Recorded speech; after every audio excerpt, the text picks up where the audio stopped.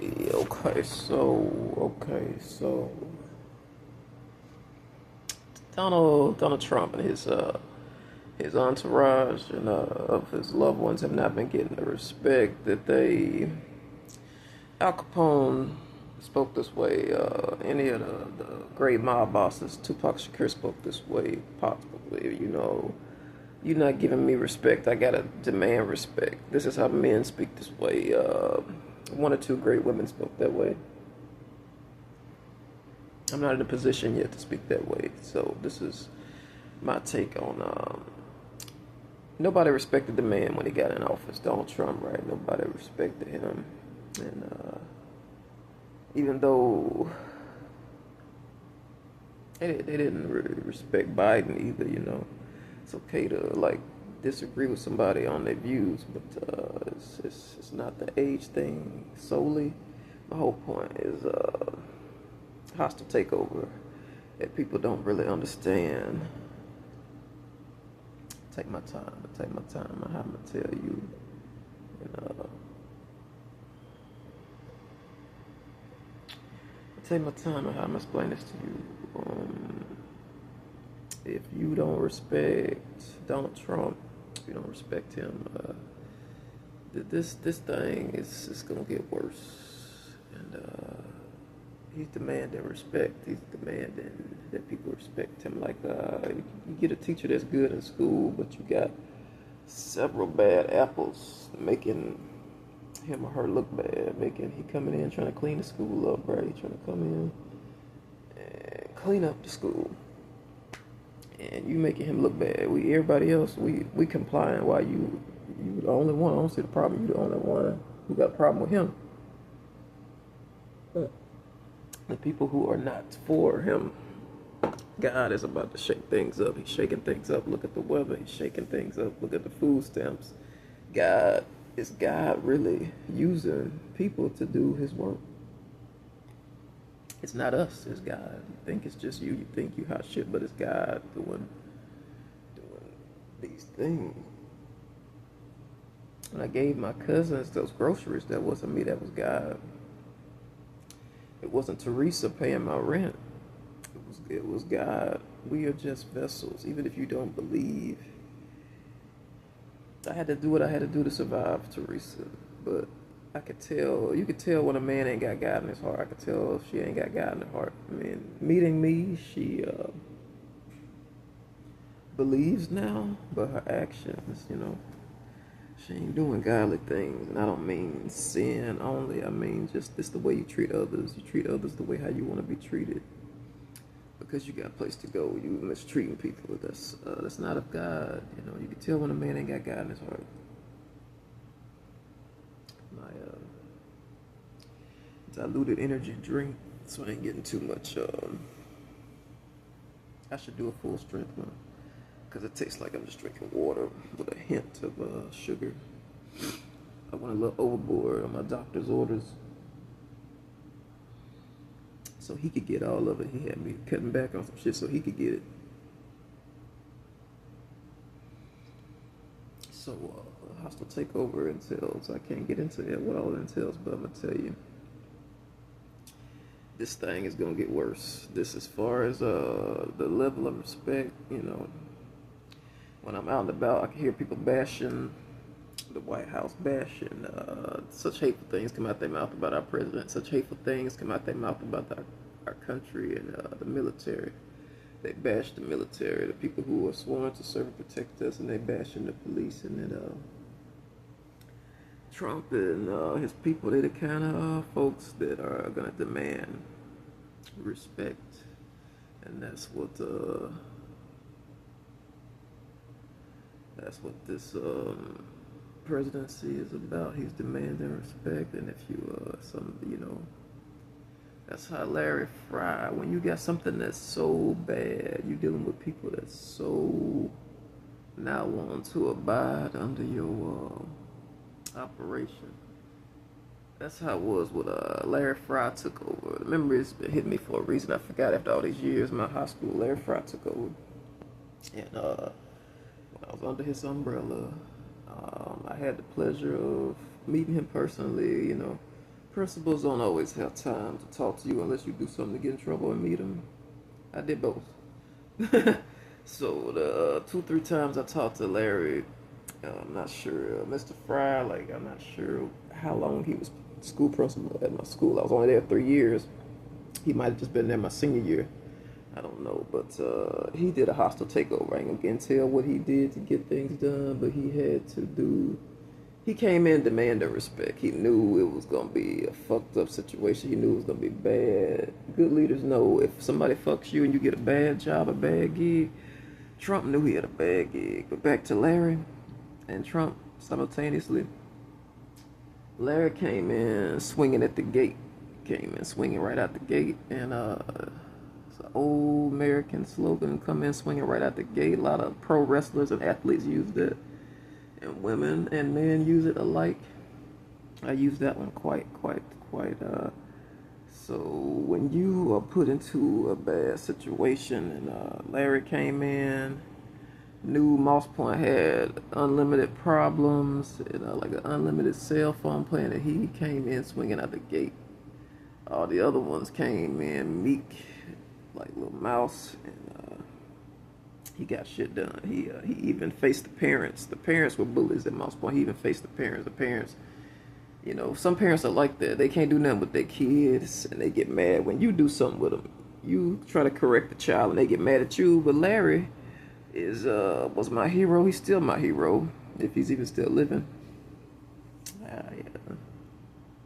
So he would actually get in these parents' faces like, well, sir or ma'am, when he is on my property and on my time, that's my child. And what I say goes. You do whatever you want to do with him in your house, and when you off this property, but on this school property, that's how he talked to him. I witnessed it a couple times. The parents used to come in like it was their school, and they used to bully me and bully their kids, and I hated it. And they come in there talking, and my mom wouldn't do shit about it. She'd just pussy around it. I couldn't talk to her anyway, but everybody knew what was going on in the school system, and Larry would come in, and he would get right in their face and just say, a lot of them kids, he told them they couldn't walk because he told them to be there on time. And I had issues being on time because of my bad home life, but I made it there on time because I wanted to walk for graduation, not because I wanted to walk, because my mom made a big fuss about it. So I'm not used to seeing myself on camera, even though I've been on it before. This is like the most I've been on camera in my life, and I've been on camera in moments in my old life, but this is like an ongoing thing, so it's weird seeing myself on camera. But so yeah, Larry came in and just said that shit to him, and he said, he corrected, even though he's a bully himself, he corrected all the bullies and told them it worked out to my advantage. He told them what needed to be said. On your property, your time, you do what you want, but when your child is with me, it is my job to correct them. So, that's another reason I'm real cautious about kids. Because if they do something offensive in public, which they do because they're a child, I don't like dealing with the parents because the parents don't want to correct the child. That's the American culture. They love to blame other adults.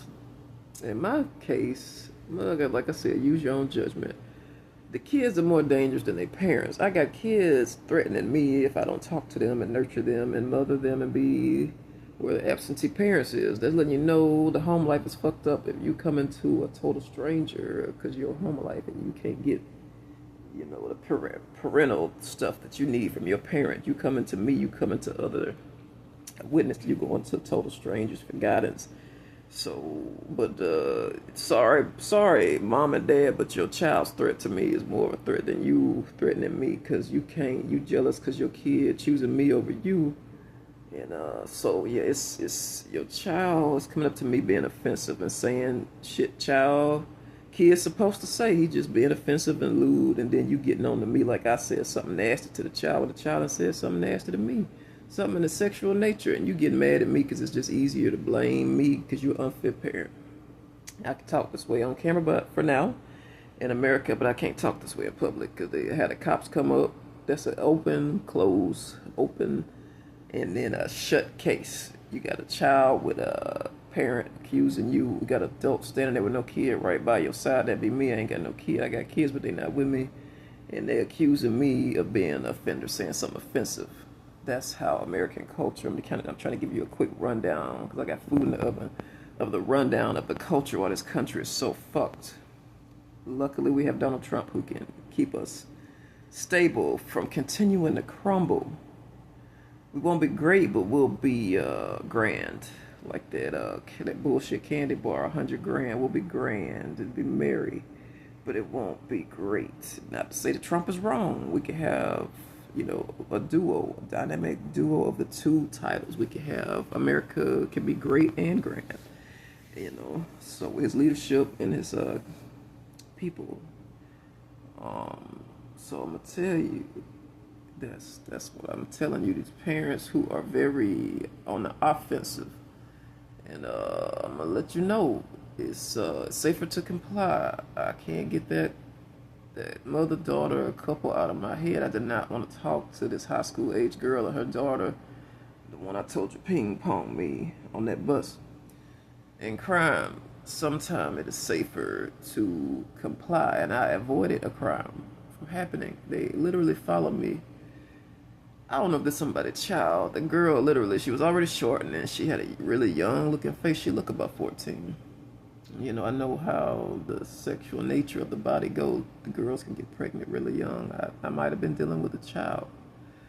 But even though they gonna tell the cops it's your fault, sometimes it's safer to comply with the two of them. These people are so lonely and the home life is so bad.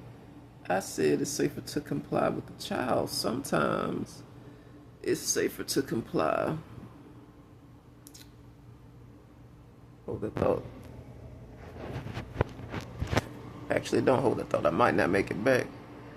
I need to go turn the oven off. Sometimes it's safer to comply with the two of them, not one or the other. Sometimes it's safer to comply because in my case, it's the two of them that want to talk to me. It's the parent and the child. The parent is pissed off because they got knocked up and stuck with the child and want to talk to me. They need somebody to talk to, need somebody to vent it out with.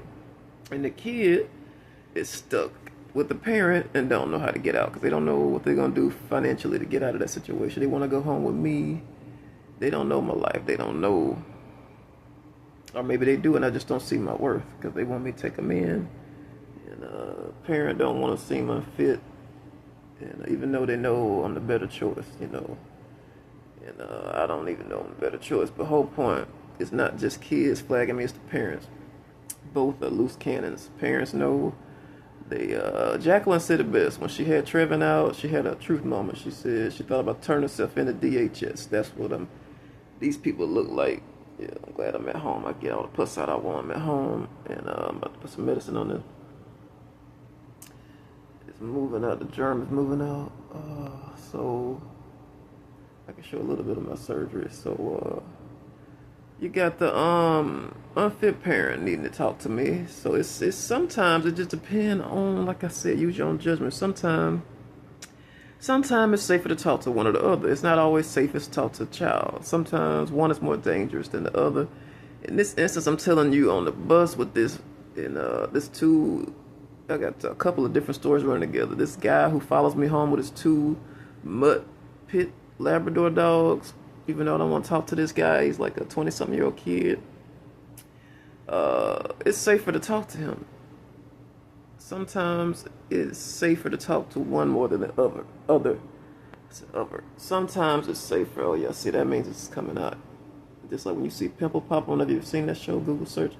When that pus and shit start to come out, that's good. I mean that germ coming out. And I'm trying to hurry up so I can get this washed and get my cleaning spray on it. And so you got that feels so good coming out. You have no idea how good that feels to feel that coming out of me. That feels so good. So you got these it's no way of knowing who's dangerous. Use your own judgment. Sometimes the child more dangerous, sometimes the parent more dangerous, sometimes it's an equally dangerous duo. So sometimes I talk to the child because the child more dangerous. Sometimes I talk to the parents because the parents more dangerous. Sometimes I talk to the duo or sometimes it's a whole family equal. It's like 4 or 5 or 6 or 10 or more in a family now. And sometimes it's safer to just talk to all the parties involved because they that dangerous. See, this was stuck under my skin.